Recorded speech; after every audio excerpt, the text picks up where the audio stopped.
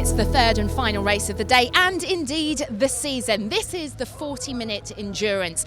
Now this is the last chance for Steve Burgess and Dominic Jackson to take over second place from Jack Lang, but also further back on the grid it's the battle for second in the team championship with Tyler and Gladys trying to overtake the Watts. Onto the formation lap then for the final race of the Radical Challenge season. And this the longer pit stop race with Steve Burgess and Ollie Barker on the front row. They've been the class act all weekend. It's Brian Murphy and Christian Jeffrey row 2, with Jack Manchester and Dominic Jackson on row 3, Richard Baxter and Mark Richards on row 4, with Spencer Bourne and Jerome de Sadler completing the top 10. But pit stop race always unpredictable. The element of strategy comes to the fore, and that is where you can start to see a fascinating race unfold. Bunching up then, ready for the rolling start. Burgess and Barker comprising the front row once more. It's Burgess who paces the field, waiting for the lights to change and the race to get underway. Looking to the gantry and away we go. And Jack Manchester already jostling for position. John McLeod also trying to get a little bit of ground as they sprint towards Richards for the first time. Burgess and Barker go side by side through the first corner. The front half of the field all safely through. Behind some jostling, somebody running out very, very wide. They'll rejoin as Burgess leads from Barker. Then it's Christian Jeffrey in third. Pack will negotiate the hairpin.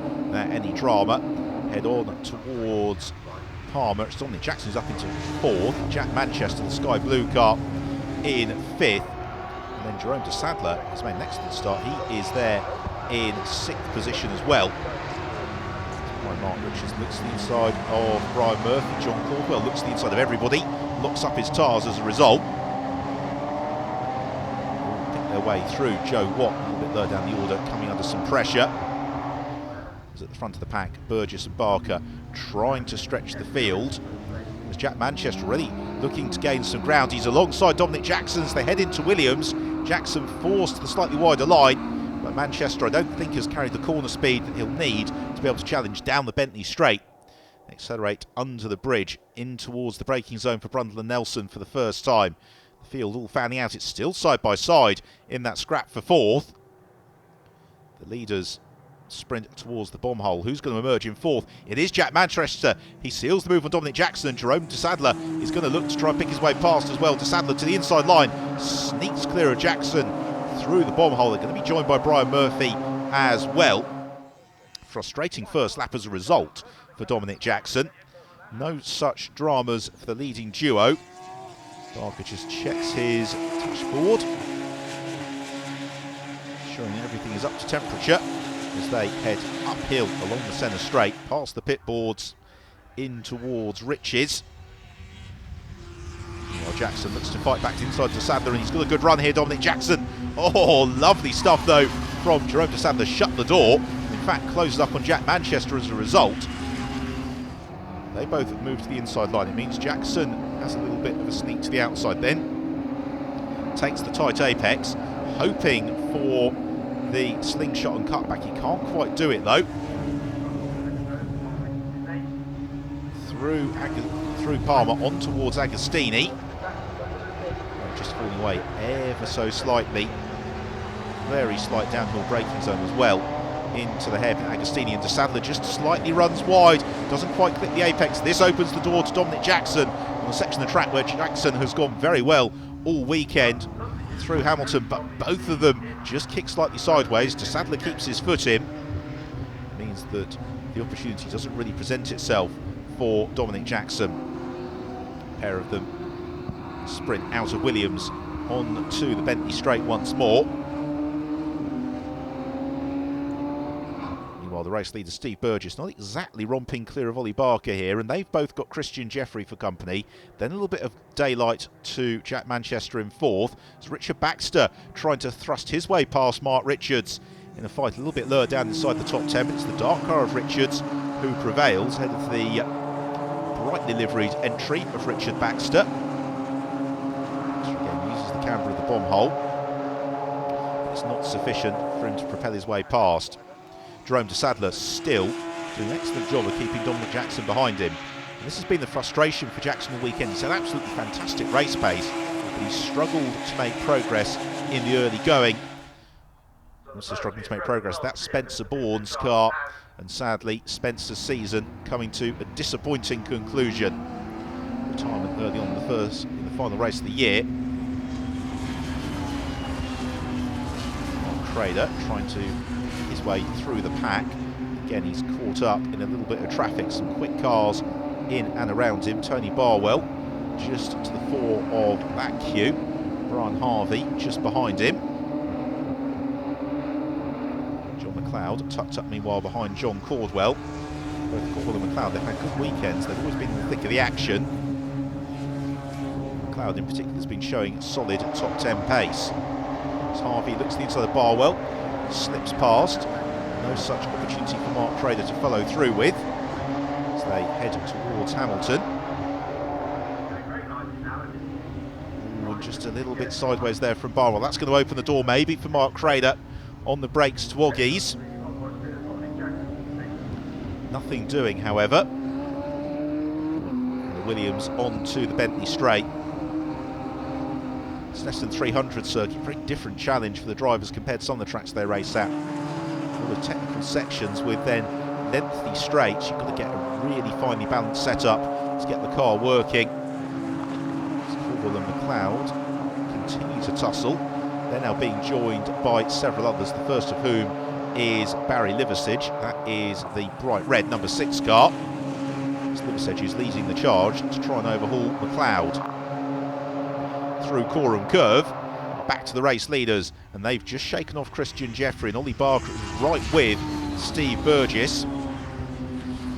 This has really been the story of the weekend, but for the first time it's Burgess who's out in front and has now got the opportunity to control the race from Barker. Barker there lurking in second, not quite closing the gap down. As they head into Palmer, just ride a little bit of the low line curve, not too much. Careful only to get a couple of wheels out over the white line on the exit before heading towards Agostini in the autumnal afternoon sunlight. The sun just beginning to dip a little bit. The sprint to Hamilton through the very rapid left-hander. This fantastic scrap further back through the field still continues as Tony Barwell has got Mark Crader all over his tail. They've got Brian Harvey just in front of them, Barry Liversidge and John McLeod. Oh, and a slight mistake there from Barwell. That's the opening for Mark Crader, and he's not going to say no to an invitation like that. A gap presents itself on the racing line at Agostini, and Crader zips through. Good tussles going on throughout the pack. Of course, the strategic element of this race will come to pass where they've got the pit stops. Can't win the race in the pits, but they can certainly lose it. And then that will open up some gaps to chase down in the second phase of the race. Liversidge still under pressure from the dissimilar car of Brian Harvey in terms of colouring. Harvey though with the black flashes gets right underneath the rear spoiler. Barry Liversidge able to maintain the track position through towards Coram Curve. A couple of drivers picking up the black and white flag for track limits. It's already at 1/4 race distance, and therefore they will be turning their attention towards the pit window before too long. The incline of the centre straight towards Riches, as Burgess has still got Barker right with him. Only Barker just keeping Steve Burgess very honest. Then Christian Jeffrey, and then Jack Manchester in 4th position. A little bit of a gap back to Jerome de Sadler and Dominic Jackson.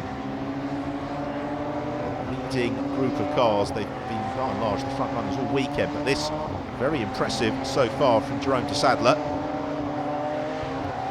It's not been flustered by the pressure from Dominic Jackson. Has now built up a little bit of a buffer, and de Sadler following the wheel tracks as so many of having had success in the Radical SR1 Cup and then beginning to progress up through the Radical Motorsport ladder. Liversidge and Brian Harvey continuing to go at it wheel to wheel.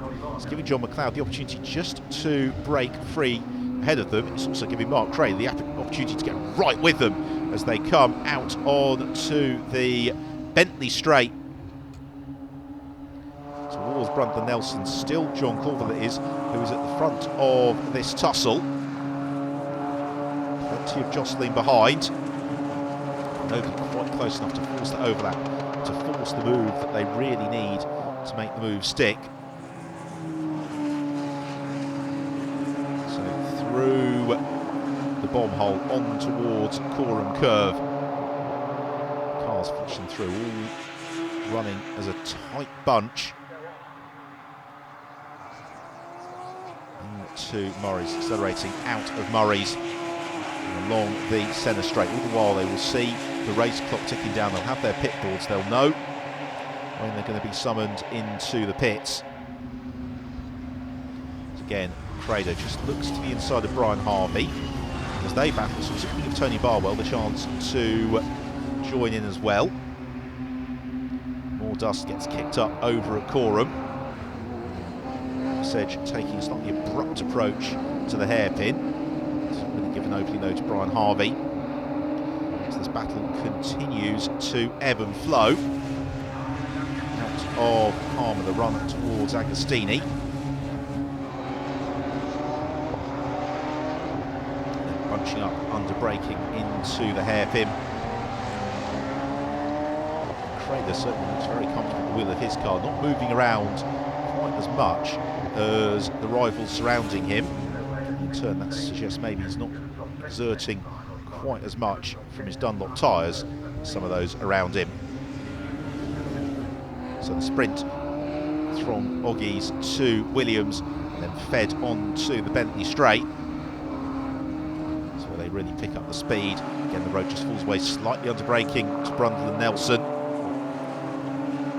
John McLeod, having broken away from Barry Liversidge a couple of moments ago, is now under threat again from Liversidge as they come out of Nelson. And Liversidge right with McLeod, almost has to kick the car sideways to avoid running into the tail of him. That in turn brings Brian Harvey right onto his tail. So these battles very, very close. We've got a 5-second penalty being applied to Brian Harvey for track limit infringement. So that's disappointing for Harvey.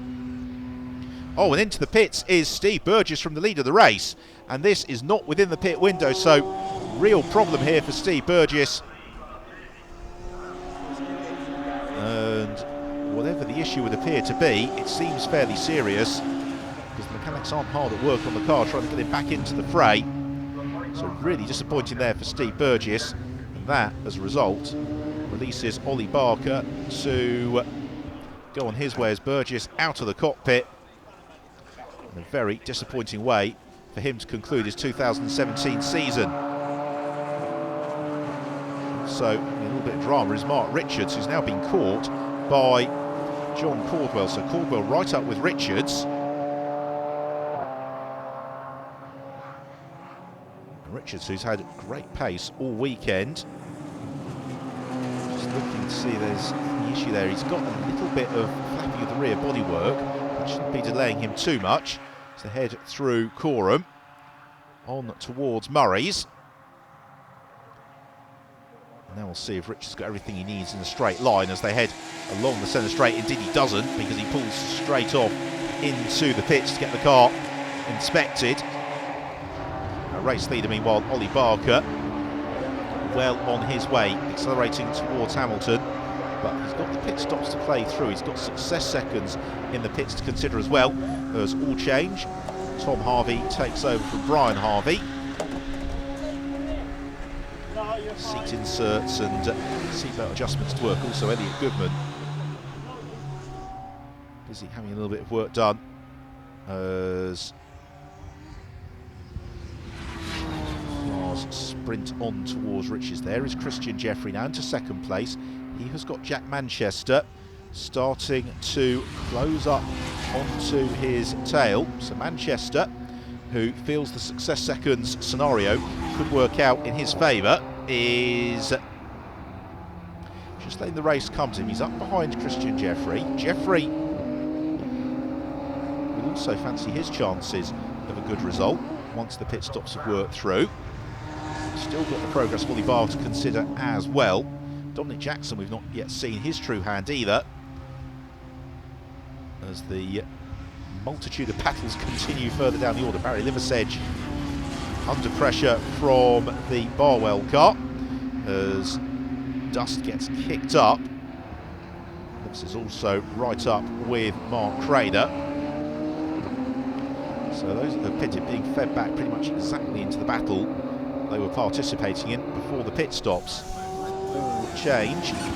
Joe Watt and Adrian Watt switch places. It's now Adrian at the wheel of the car. Just to check the tyre pressures. John Caldwell in the background. So this is now the big question, is whether or not we can get the slingshot and overlap in the pits for Jack Manchester and Christian Jeffrey.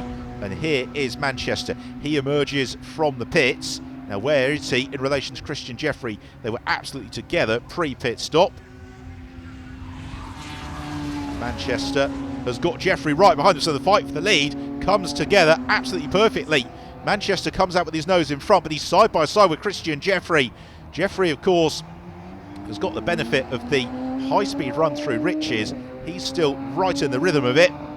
But Manchester would appear to have prevailed. He's withstood the initial charge. Now Jeffrey has got the boot on the other foot. It's his turn to attack Jack Manchester. Now, underpinning all of this, of course, is that if they slow themselves down battling too much, that is going to bring Ollie Barker back into contention. Possibly Dominic Jackson, possibly one or two others as well. Mark Crader completing his pit stop and rejoining the action.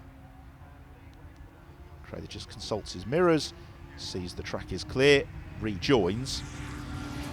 He's looking set for a fairly solid midfield finish as things currently stand.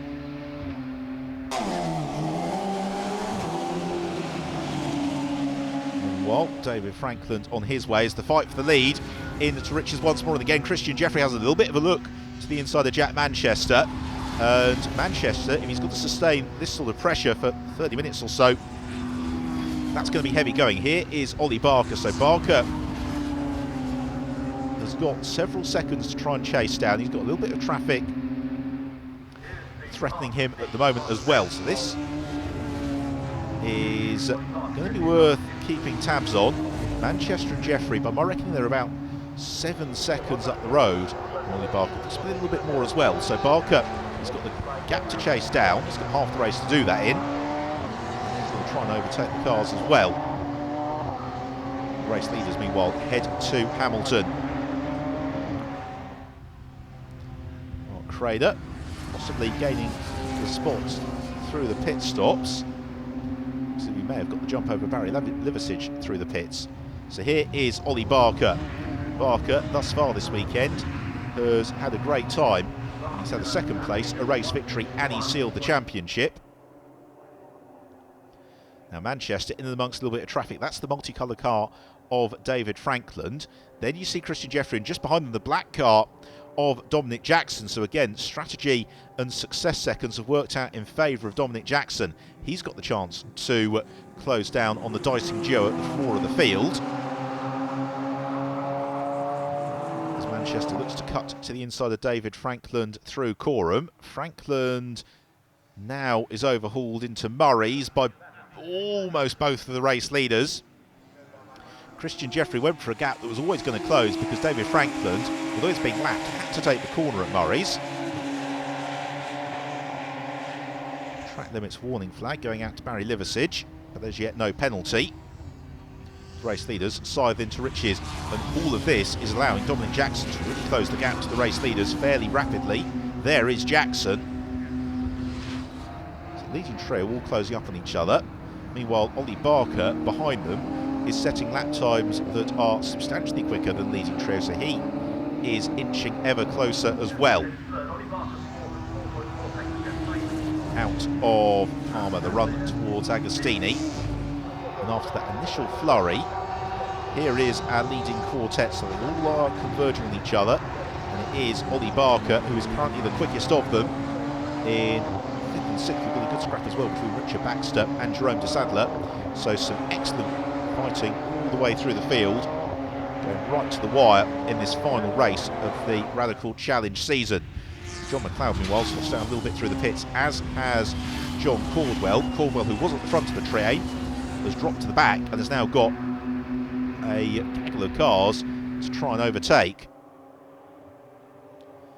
So the front of the field, the leading quartet all continuing to close up. Adrian Watt, meanwhile, under a little bit of pressure from Rod Goodman. Not seen much of Rod, other than him running wide at the first corner, but he is steadily making a little bit of progress through the order. Let's go and scrap this with Adrian Watt as the pair of them head towards Palmer.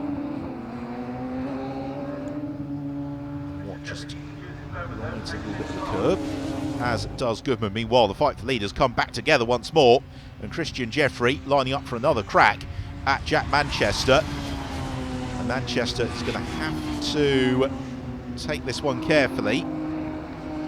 If he goes into full-on defensive mode, their lap times are just going to plummet, and that is going to bring Dominic Jackson and Ollie Barker into this fight much sooner than Manchester would like. So instead he's caught in a slightly invidious position of having to defend from Christian Jeffrey, whilst also maintaining very competitive lap times, as Jackson's certainly closing up.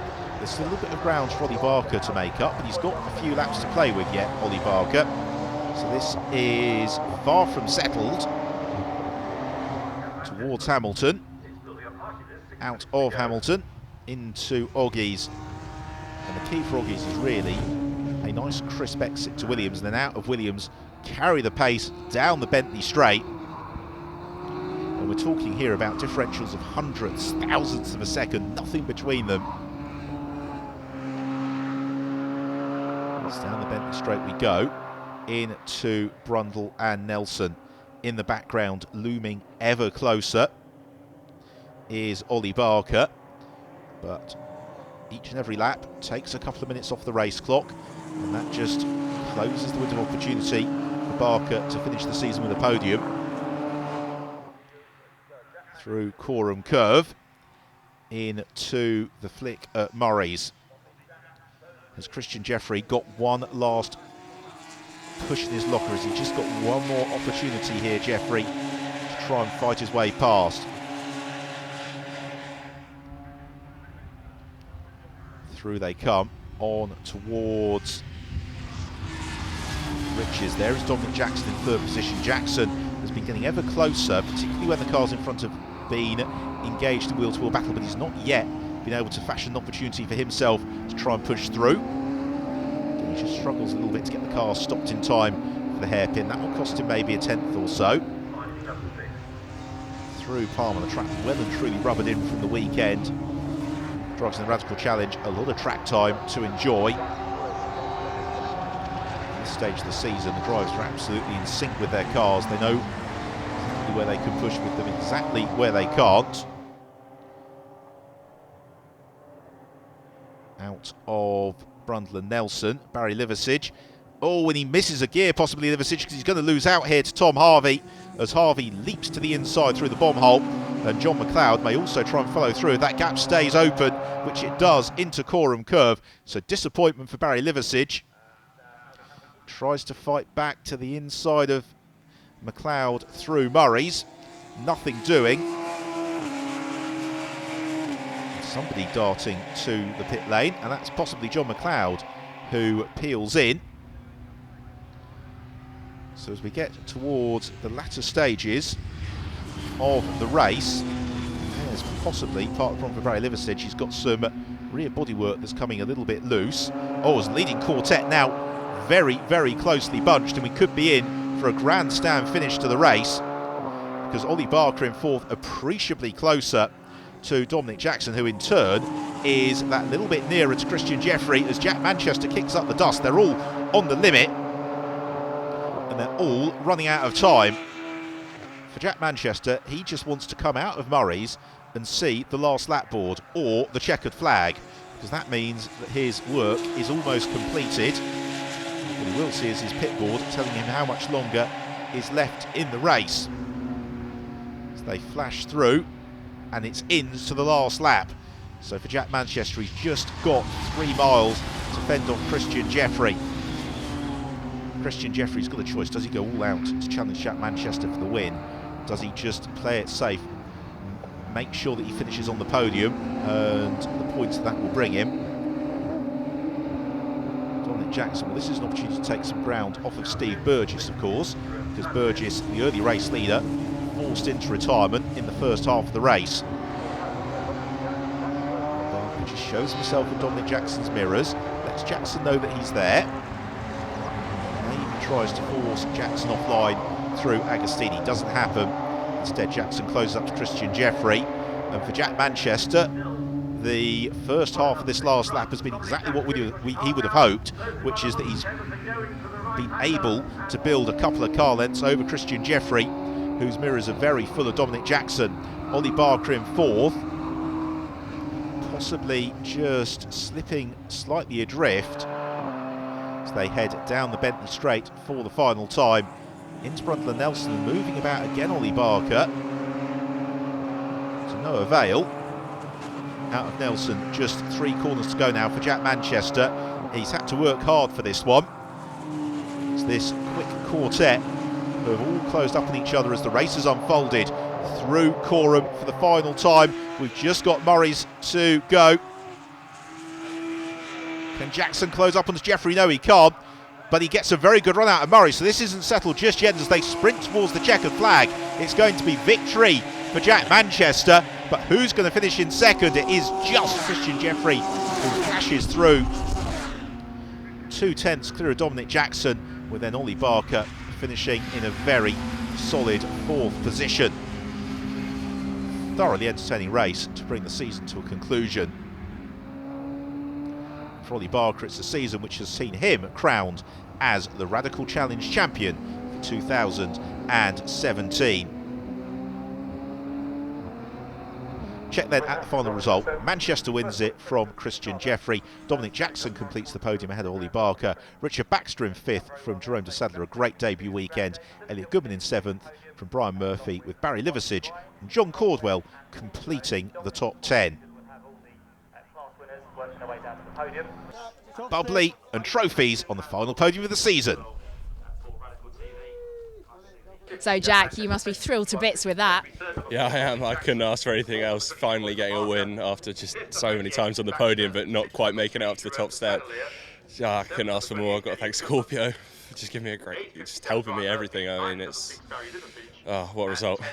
Well, you must be thrilled to bits with that finish. It was a really good year and a good way to end the season. Again, hats off to everyone at Radical. They really worked hard on my car.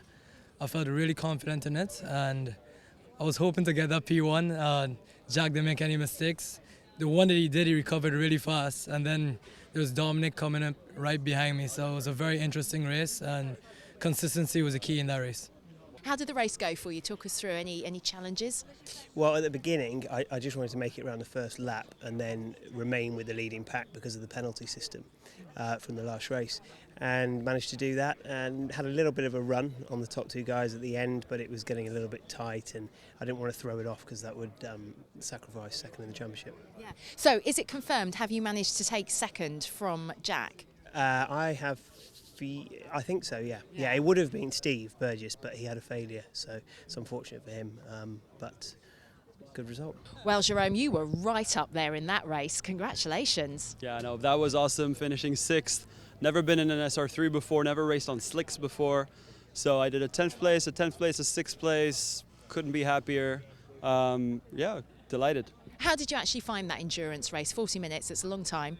Well, I'm still on riding a high of driving this car, so I had a lot of adrenaline. That helped me, but easier for me to do the running starts versus the standing starts. So got ahead. I think I went up 5 positions in the first lap, which was solid, and then I just stayed there, continued pushing. It was great. After such a good day of racing, would you like to be back with the SR3s next season? Well, listen, it's the dream. I'm gonna go back home, figure it out. Hopefully, I can be at the first race next year. It's been a great day's racing and a fantastic end to the season. Huge congratulations going out to Ollie Barker. Well, Radical have loads of exciting developments planned for 2018, but as the sun sets on Snetterton from the Radical Challenge Championship for this year, it's goodbye.